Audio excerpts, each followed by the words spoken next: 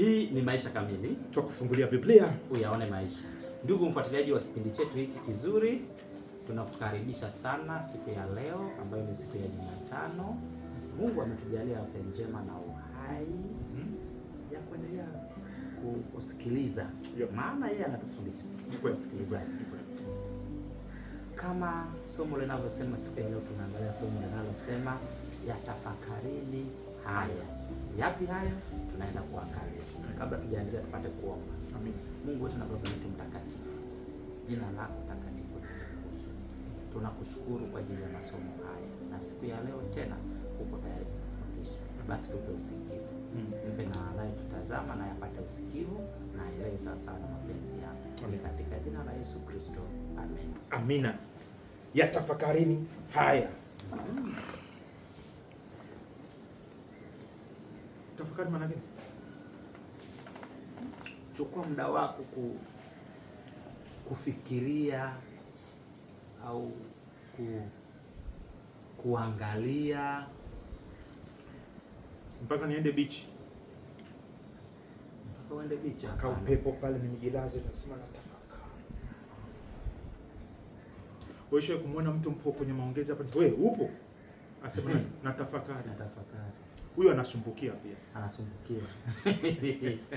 Kuna kitu fulani anachokitafuta kukiangalia katika mawazo yake. Kimekakaje? Jana tulikuwa tunajaribu kuangalia kufurahi katika Bwana. Moja kati ya mambo ambayo tunatakiwa kuifurahia katika Bwana ni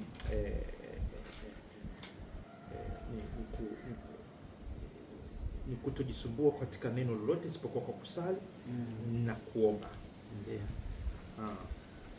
Kujisumbua katika jambo lolote.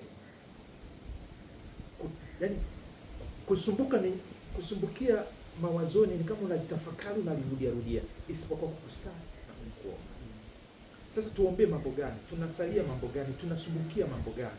Tunatafakari mambo gani? Nyuma kule alituambia nigeni mimi kama ninavyo mwiga Kristo, yani kwanza sura ya kwanza kitabu cha Wafilipi anaongea mambo mengi. Sasa anahitimisha, anasema hayo yote hatakuwa yana maana ikiwa kama bado mnasumbukia mambo ya tumbo. Kama wale watumishi wale ambao hatutakiwi kuwaiga, tofauti na Paulo kabisa.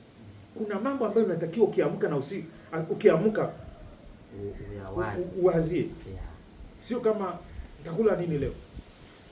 Japo kuna matajiri naona hawafikiria hayo mambo itakula nini. Ila anafikiria kwamba nitaingia hasara, pesa zitashuka, nitaendelea kupata, lakini kuna mambo ya kusumbukia kuanzia 4 sura ya 8. Wafilipi sura ya 4 mstari wa 8 na 9. Sura 8 na 9. Hatimaye ndugu zangu, mambo yoyote yaliyo ya kweli, yoyote yaliyo ya staha, yoyote yaliyo ya haki, yoyote yaliyo safi, yoyote yenye kupendeza, yoyote yenye sifa njema, ukiwapo wema wowote, ikiwapo sifa nzuri yoyote, yatafakarini hayo. 9. Mambo mliojifunza kwangu na kuyapokea na kuyasikia na kuyaona kwangu, yatendeni hayo, na Mungu wa amani atakuwa pamoja naye. Unataka uyajue mambo haya ya kweli ni mambo ya aina gani? Tumesikia mambo gani hayo ya kweli kutoka kwa Paulo na kuyaona kwake. Tunaanzia. Unajua Paulo anazungumzia Yesu tu ndio kweli. Maana yeye anatoa uzima. Mtu yeyote anayezungumza hata kama ni uhalisia kiasi gani, lakini unaotutoa nje ya uzima unaopatikana ndani ya Kristo Yesu, huo ni uongo. Ni propaganda. Asema tafakarini hayo. Ni mambo gani ambayo yanatupa maana ukweli unazaa uhuru. Unazaa uzima. Yatafakarini hayo. Mengine nimeshatufundisha katika Wafilipi. Kweli inaunganisha watu. Na kadhalika. Anasema sasa tafakarini hayo, sumbukieni hayo katika kusali, katika kuomba, kwamba yatokee haya. yaliyo ya staha. Unaelewaje staha? Staha kwa lugha nyingine tunasema heshima. Huyu mtu wa staha, huyu jamaa, huyu mwanamke hajavaa kwa staha. Kwa lugha nyingine amevaa kwa aibu. Kwa hiyo mambo ya staha ni mambo ya heshima. Heshima ni jinsi unavyoonekana mbele ya watu katika utukufu ambao Mungu amekupatia. Usipotembea katika utukufu wa Mungu, umetembea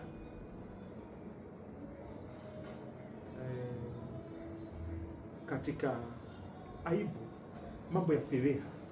Katika Paulo, mambo tuliyomsikia, watu wanaotembea, wanaofanya mambo ya aibu yasiyo ya fadhaa, ni watu wa namna gani? Katika Wafilipi, mimi nimeona mmoja ametaja, anasema hao msiwaige Mungu wao. Kwanza wengine wakaitwa mbwa, na wengine unajua juzi wameitwa nani? Anasema Mungu wao ni tumbo, na utukufu wao ni fedheha. Yaani ukiangalia mambo wanayoyasimamia, mwisho wa yote ni aibu. Yaani hata wao wenyewe hawatamani yaonekane mambo wanayoshindania. Watu wanaweza, kwa mfano tutoe mfano, maana mambo yanaweza kuwa ni nadharia pia. Anaonyesha anawapenda, anatafuta umoja, kumbe anataka mumuinue yeye, na wengine ameshawatoa kafara kwenye madhabahu. Sasa ninyi mkaja mkatambua, yeye ataficha uso wake, anapoficha uso. Kwa hiyo sio mambo ya staha. Yaani kitu chochote ambacho ukikifanya ambacho watu wakijua utaficha uso, hicho sio staha. Haleluya. Sasa anasema fanyeni vile vitu ambavyo hata mbele za Mungu staha, mbele za wanadamu staha. Wanasema hii tiki, yule Omondi kweli, tumishi wa Mungu. Tafakarini mambo haya. Mambo mengine ambayo tukimsikiliza Paulo na tumeona kwake, anasema haki. Unaona Paulo jinsi anavyosimamia haki. Haki ikoje? Unaelewaje haki? Ukweli, kinachostahili. Pale juu tulishazungumza habari ya kweli. Haya, haki. Wewe sio mtu wa kusimamia haki. Yaani unataka kuniambia hilo neno, wewe unavyokufahamu wewe mtu wa haki. Yaani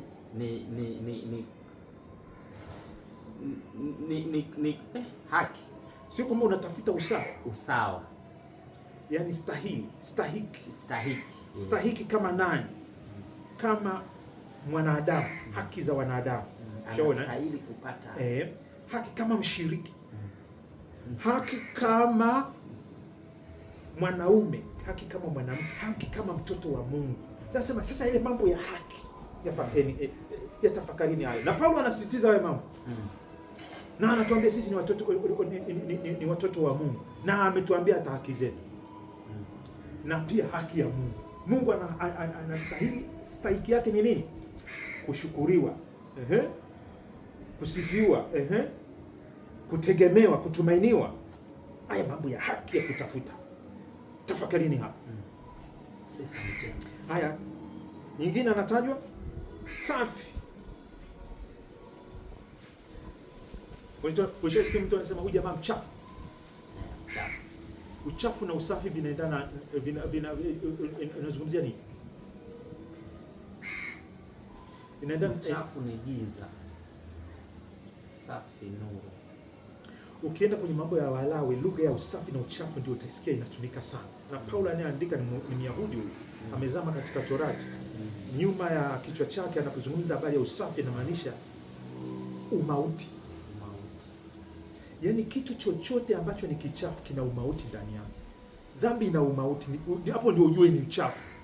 Yaani mshahara wake ni mauti. Ina umauti ndani yake. Hata kama imepambwa kwa perfume. Ushaona maiti imepigwa perfume. Lakini maiti ni maiti. Kama ungetamani ulale naye. Haya. Tuendelee ya kupendeza, yenye sifa njema. Unaweza kuendelea kumalizia, lakini Paulo anachotuambia ni kwamba mmeyaona kwangu, igeni. Mmeyasikia kwangu, again. Yatafakarini hayo. Kuna mambo mengi hapa ambayo Wafilipi wanajua kuhusiana na Paulo anapozungumzia habari ya ukweli, staha, haki, safi, yenye kupendeza, sifa njema na kadhalika. Anasema siwezi kumaliza yoyote ya aina hiyo ya tafakarini, alafu amani ya Kristo itawajazeni. Sasa kaje? Imekaa vizuri rafiki yangu, naamini na wewe kwako imekaa vizuri hiyo. Ikiwa kama unapata muda wa kutafakari, hata kama huo muda haupo, lakini unataka ujilazimishe utafakari, haya mambo yanaleta uzima, yanaongeza furaha, lakini pia na amani ya Bwana wetu Yesu Kristo. Mungu atubariki tunapofanya hivyo. Tuombe. Baba yetu wa mbinguni, umetupa mambo ya kuyatafakari. Vichwa vyetu huwa vinajaa na mambo ya kipuzi, machafu, ya dhuluma, ya uongo, umbea wa mitandaoni na kadhalika. Leo umetupatia orodha mpya ya mambo ya kutafakari. Sasa tunaomba ukashikamanishe vichwa vyetu na mambo haya, ili furaha yako ikakaa, amani yako ikadumu sasa na hata milele.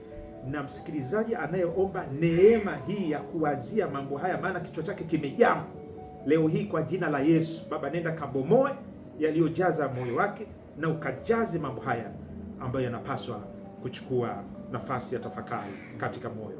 Ni katika jina la Yesu. Amen. Amen, amen.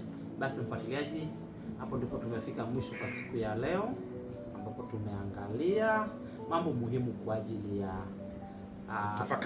mambo ya kutafakari. Sasa kesho ni mambo muhimu kwa ajili ya kuridhika. Ili uridhike, mambo gani ni ya muhimu? Hiyo ni siku ya kesho. Amina. Karibu sana, mimi ni Geoffrey Omondi na mimi Nusuma Kalingile. Tukutane kesho.